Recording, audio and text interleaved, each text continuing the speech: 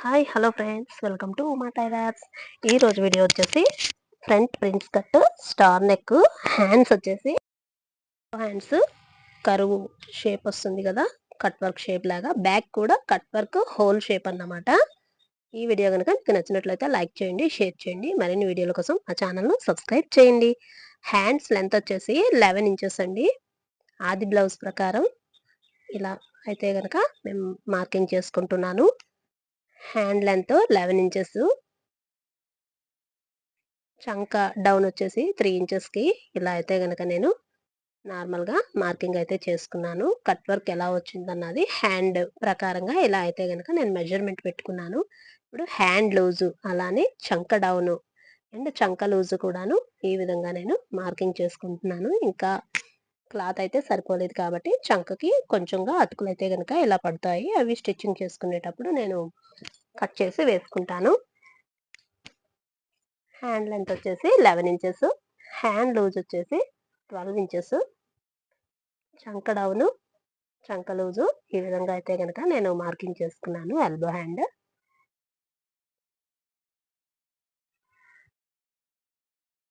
చంక round shape ఈ విధంగా కటింగ్ చేసుకొని షోల్డర్ దగ్గరది నాటు పెట్టుకొని ఇలా చంక లోతు కూడా ఇలా నాట్ అయితే కనుక ఈ మార్కింగ్ చేసుకున్నాను. ఫ్రంట్ భాగం వచ్చేసి 1/2 ఇంచు ఇలా చంక లోతు అయితే కనుక నేను ఈ విధంగా 1/2 ఇంచ్కి ఇలా తీసుకొని నాటైతే కనుక ఈ విధంగా పెట్టుకున్నాను. అది ఫ్రంట్ పార్ట్ కోసం వస్తుందని మనకి తెలియడం కోసం.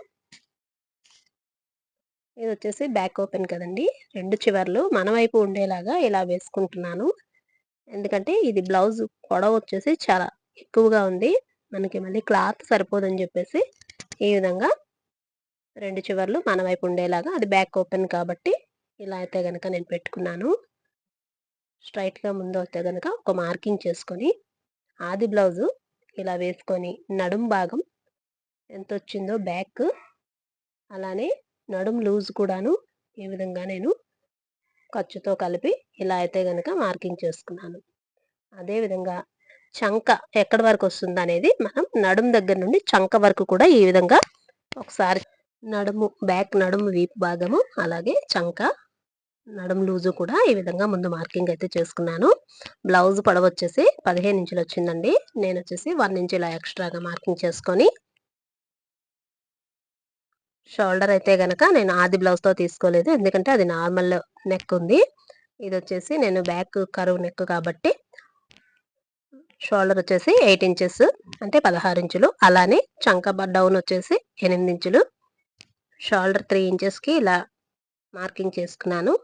షోల్డర్ విడ్త్ వచ్చేసి 3 ఇంచెస్, నెక్ కింద డౌన్ రౌండ్ షేప్ వచ్చేసి 4 ఇంచెస్కి ఇలా మార్క్ చేసుకొని మొత్తం కూడాను ఇలా బాక్స్ లాగా అయితే కనుక నేను డ్రా చేసుకున్నాను. ఫస్ట్ ఇలా బాక్స్ లాగా డ్రా చేసుకున్న తర్వాత నెక్ దగ్గర నుంచి ఎంత వచ్చిందో చూసుకొని 2 ఇంచులకి ఈ విధంగా అయితే కనుక నేను మార్కింగ్ చేసుకున్నాను. ఇలా 2 ఇంచులకి మార్కింగ్ చేసుకున్న దాన్ని నేను కర్వ్ షేప్ అయితే కనుక ఇలా డిజైన్ గీసుకుంటాను.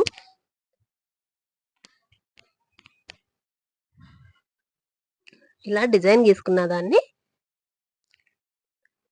షేప్ అయితే కనుక నేను కటింగ్ చేసి బకరం ఐరన్ చేసి అతికిస్తాను. పైన వచ్చేసి లేస్ అయితే స్టిచ్చింగ్ అప్పుడు లేస్ వేసుకుంటాను.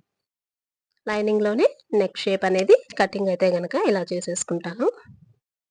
కింద ఎడ్జెస్ మొత్తం కూడాను క్రాస్గా లేకుండా ఇలా కట్ చేసుకొని నెక్ వచ్చేసి స్లోగా కర్వ్ షేప్ దగ్గర మాత్రమే ఇలా నిదానంగా రౌండ్ తిరిగేలాగా లోతుగా కట్ అయిపోకుండా ఈ విధంగా జాగ్రత్తగా కట్ వర్క్ లాగా కనుక కట్ చేసుకుంటే మనకి నీట్గా back cut work whole shape అనేది వస్తుంది.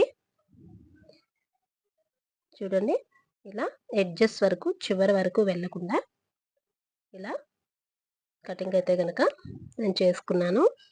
ఇప్పుడు వచ్చేసి యాజ్ యూజువల్గా రౌండ్ షేప్ ఏదైతే ఉందో అది ఇలా చేసేసి షోల్డర్ కూడా కటింగ్ చేసుకున్నాను. ఇక్కడ వచ్చేసి కుట్టేటప్పుడు నేను థ్రెడ్ కానీ హుక్ కానీ పైన నెక్ దగ్గర పెట్టుకుంటాను. సైడ్స్ చంక మార్క్ చేసిన మాదిరి ఇలానే కటింగ్ అయితే కనుక చేసుకున్నాను. ఇప్పుడు బ్యాక్ పార్ట్ అయితే గనక కటింగ్ అయిపోయింది. మిగిలిన క్లాత్ ఏదైతే ఉందో దాన్ని నేను బ్యాక్ పార్ట్ వేసేసుకొని సైడ్స్ పొడవు అలానే లూజ్ కూడా ఎంత ఉందో మొత్తం కూడా మార్కింగ్ అయితే చేసుకున్నాను. షోల్డర్ అయితే కనుక నేను మార్కింగ్ చేసుకోలేదు, ఎందుకంటే ఇది వచ్చేసి ఫ్రంట్ వచ్చి normal neck front cut blouse. Shoulder వచ్చేసి 6 ఇంచెస్కి ఇలా మార్క్ చేసుకొని 6.5కి చంక భాగం ఇలా అయితే గనక మార్కింగ్ చేసుకున్నాను. అలానే షోల్డర్ బ్యాక్ పార్ట్ మనం ఎంత అయితే పెట్టుకున్నామో ఫ్రంట్ నెక్కి షోల్డర్ కూడాను అంతే పెట్టుకొని మిగిలిన విడ్త్లో స్టార్ నెక్ షేప్ అనేది నేను గీసుకుంటాను. షోల్డర్ మార్కింగ్ ఏదైతే మనం చేసామో అక్కడ నుంచి ఆది బ్లౌజ్ ఏదైతే ఉందో నెక్, ఆ నెక్ ఇలా అయితే గనక పెట్టుకొని నేను రౌండ్ షేప్ అనేది ముందుగా డ్రా చేసుకుంటున్నాను. రౌండ్ షేప్ ఇలా డ్రా చేసిన తర్వాత నేను వచ్చేసి దీన్ని స్టార్ షేప్ లాగా ఇలా మార్కింగ్ అయితే గనక చేసుకొని కటింగ్ చేసుకుంటున్నాను. ఇదిగోండి ఇలా స్టార్ షేప్ ఇలా కటింగ్ చేసేసి షోల్డర్ ఎడ్జెస్ కూడా ఇలా నీట్గా కటింగ్ చేసుకొని సైడ్స్ కూడా ఇలా తీసేసుకున్నాను. ఇప్పుడు వచ్చేసి ఫ్రంట్ ప్రిన్స్ కట్ కోసం 4 ఇంచెస్కి ఇలా మార్క్ చేసుకున్నాను హుక్స్లు పట్టి దగ్గర. అలానే పైన షోల్డర్ నుంచి 11.5 ఇంచెస్, అలాగే చంక భాగం వచ్చేసి 6 ఇంచెస్కి ఇలా ఫ్రెంచ్ కట్ షేప్ అనేది ఈ విధంగా మార్కింగ్ చేసుకున్నాను.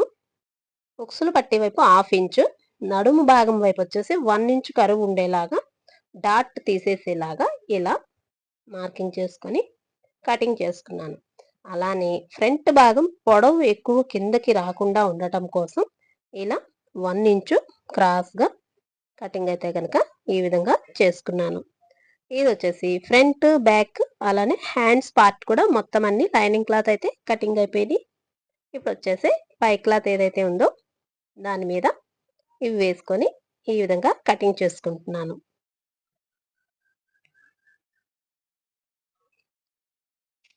హ్యాండ్ పార్ట్ వచ్చేసి ఇలా హ్యాండ్కి కరువు భాగం వచ్చిందండి, కింద కట్ వర్క్ లాగా.